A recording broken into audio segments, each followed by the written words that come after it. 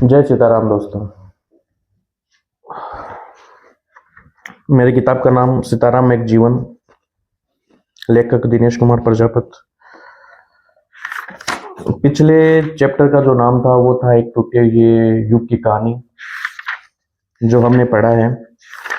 अभी मैं जो अपना नेक्स्ट चैप्टर है जिसका नाम है एक साधारण जीवन असाधारण मूल्य, उसके बारे में बताने जा रहा हूँ, जो कि मेरी सीताराम एक जीवन की किताब पे 14 नंबर पेज पे लिखा हुआ है। एक साधारण जीवन असाधारण मूल्य, चैप्टर नंबर 2।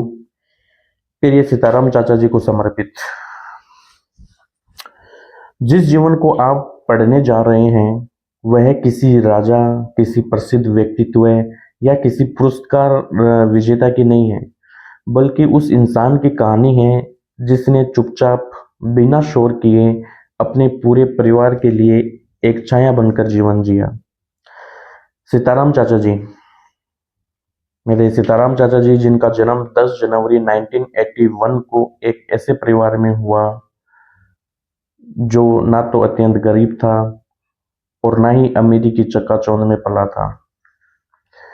वह एक मध्य वर्गीय जीवन था जिसमें इच्छाएं थी पर सीमाएं भी थी, सपने थे पर साधन कम थे। चाचा जी के 4 बड़े भाई थे, जिनमें सबसे बड़े मेरे पिताजी थे। वे उन परिवार की रीढ़ थे, एक ऐसा आधार जिसने न केवल अपने लिए बल्कि अपने छोटे भाइयों के भविष्य के लिए अपने सपनों का बोझ उठाया। जब पिताजी युवा थे तब भी उन्होंने यह समझ लिया था कि अब यह परिवार उनके भरोसे है। उन्होंने कभी यही नहीं सोचा कि कौन साथ देगा, बल्कि यही सोचा कि जब तक सांस है परिवार को किसी चीज की कमी नहीं होने देंगे। पिताजी जब अपने बचपन की बातें बताया करते थे तो उनकी आंखों में संघर्ष के दिन तैरने लगते थे। वो बताते थे कि कैसे गांव में ऊंटों का मेला लगता था राजस्थान में, और वो स्कूल से लौटते ही खेतों की ओर निकल पड़ते थे। सीताराम एक जीवन पेज नंबर 15 कंप्लीट हुआ है। सीताराम एक जीवन पेज नंबर 16 मैं चालू कर रहा हूँ। पीछे का पॉइंट ये है कि वो बताते थे कि गांव में ऊंटों का मेला लगता था और वो स्कूल से लौटते ही खेतों की ओर निकल पड़ते थे। घास काटते, उसे गड्ढरों में बांधते और फिर गांव में बेचते।